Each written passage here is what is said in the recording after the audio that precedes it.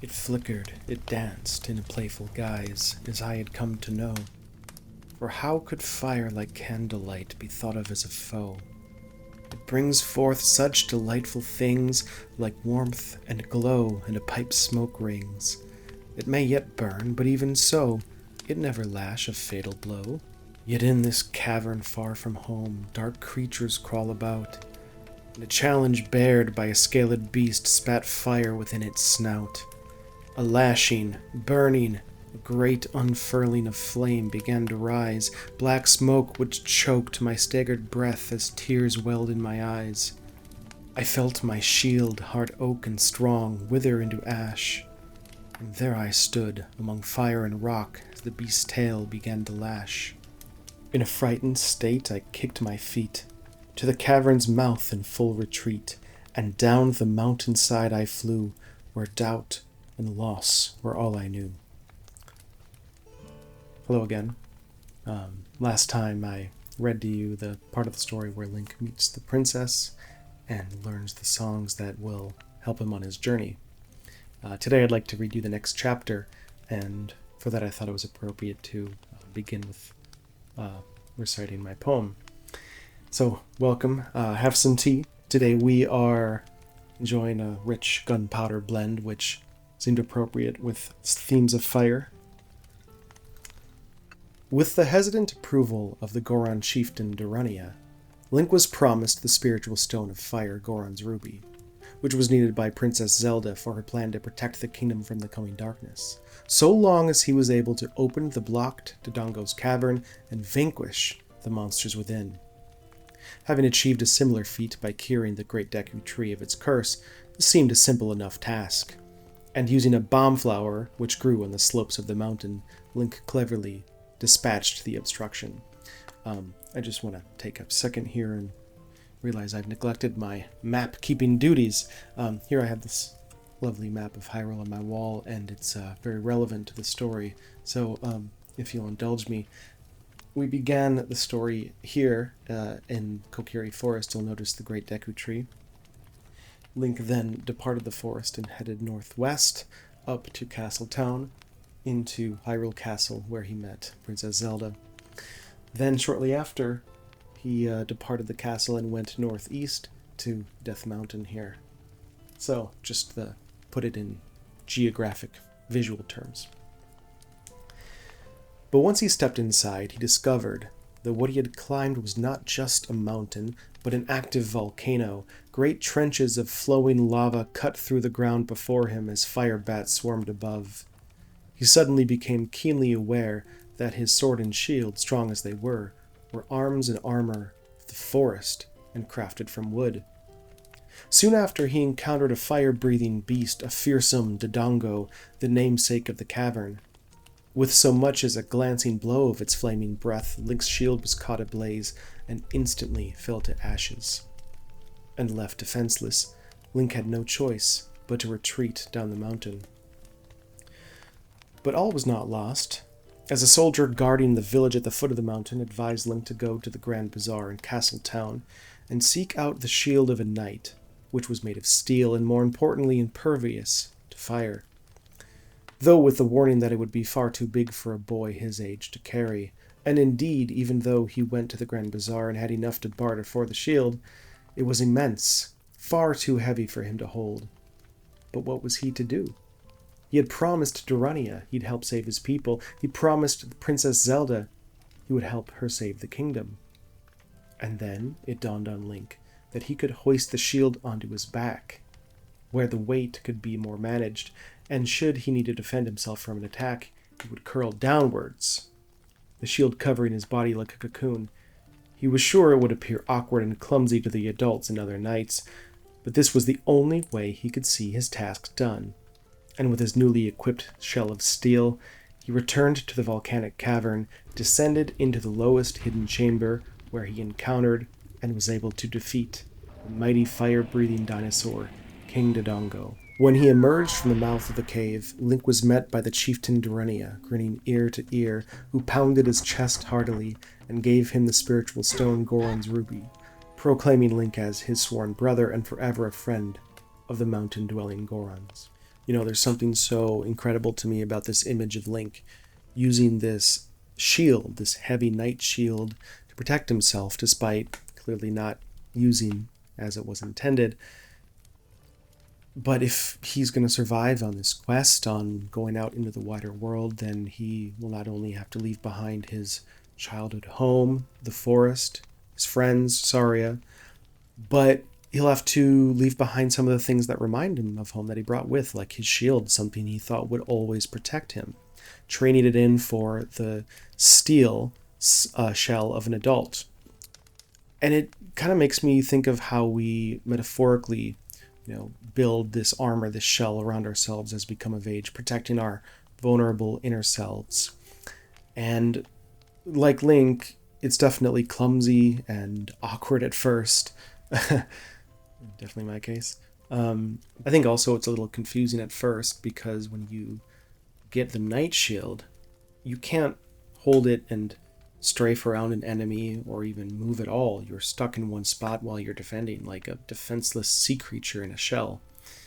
And of course, in an action combat game, you need to move around, you need to swing your sword and fight, and what good is just curling down in a ball and hoping danger goes away? It seemed a little strange, but I think it fits perfectly in this stage of Link's adventure when he's trying to learn how to grow into the role of this knight, this protector, this swordsman. And in fact, it's actually the perfect thing because shortly after getting Goron's ruby and saving the Gorons, Link is advised by Durania to climb to the top of Death Mountain where there's a great fairy who's waiting for Link and then bestows upon him the ability to cast magic spells, starting with him being able to swing his sword and have it be this big attack.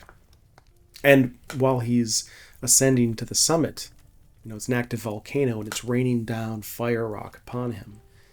And the only way that you can survive that journey is by curling up into that ball and having the shield cover your body as the rocks rain down from above. So in a way, things that appear strange, clumsy, awkward, inconvenient, or in other ways wrong, could be just exactly what was needed to get through some unforeseen circumstance or challenge. And I think this is just a perfect way to illustrate that sort of thing. He lost one shield and gained another that he had to adapt to wielding differently while he was on his way to become this heroic figure who could hold it properly. I think often in life we're faced with situations where we step out of our comfort zone, and the moment something feels off, we think, was this really a good idea? Did I make the right decision in setting out and coming here, or setting this goal? No, I don't belong here. Better to go back. I'm from the forest, and this cavern is full of fire. This is the last place I was meant to be. In fact, that's it. I was chosen by mistake. I'm not meant to be here. This was clearly, all a misunderstanding. I mean, these Gorons, they're clearly at least a little more fire resistant than I am. Can't they just go in and take care of it themselves? Surely they can help solve their own problems. I mean, I've done enough, haven't I? I've opened the cavern for them. They would understand if I left. Anyone would do the same. And yet, there's something deep inside that knows the truth. That we're afraid. We have this terrible feeling that we might not make it. So, how do we deal with that choice? What choice? The shield is burned, destroyed. Nothing can be done. Well, maybe. The shield of a boy is certainly gone, and I must find and wear the armor of a knight, however I can wield it. Because at some point, childhood shields will burn. Or, many times throughout our lives, even when we're adults. Shields we've carried with us for a while will burn. And we have to decide what to do about that. When it comes down to it, in Link's example, he made a promise to princess to the great Deku tree, to Durrani to help save his people. So I can't run away. Instead, I remember the words spoken by that great owl in the first chapter. Don't be discouraged, even during the toughest times. Well, it's certainly easier said, isn't it? But after all, what would courage mean without fear? What would ironclad will mean without doubt and rising above them? The shield that you've carried with you has burned away so that you could step into something greater. A noble purpose, like Link fighting for and defending others, the charge of a knight. And I think that a lot of times in life we find ourselves being called to grow into larger shoes, more important roles that we have to fulfill. And just to know that we can do it.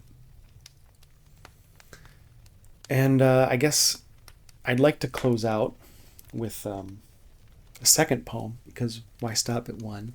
I realized when I wrote the first one there that I liked it, but it didn't make sense to me to end on, I started with the poem, but to, have this chapter's poem end on a kind of down note, a note about, fearing loss and failure and retreating down the mountain. So I wanted to write one that, finished up this chapter. So again, hope you enjoyed the poetry, and I'll just leave you with the closing remarks here in the poem as you go about this lovely Monday and your week ahead, to remember these words. Back to the forest or into failure seemed to be my only wager. For how could a child of grass and leaf contend with a burning fire thief? This iron shield was far too heavy, I'd never hold her true and steady. I began this quest with a noble heart, but now it seemed I wasn't ready. Yet as the shield hung on my back, an inner strength I thought I lacked filled my heart with a burning hope I thought I'd lost with my shield of oak.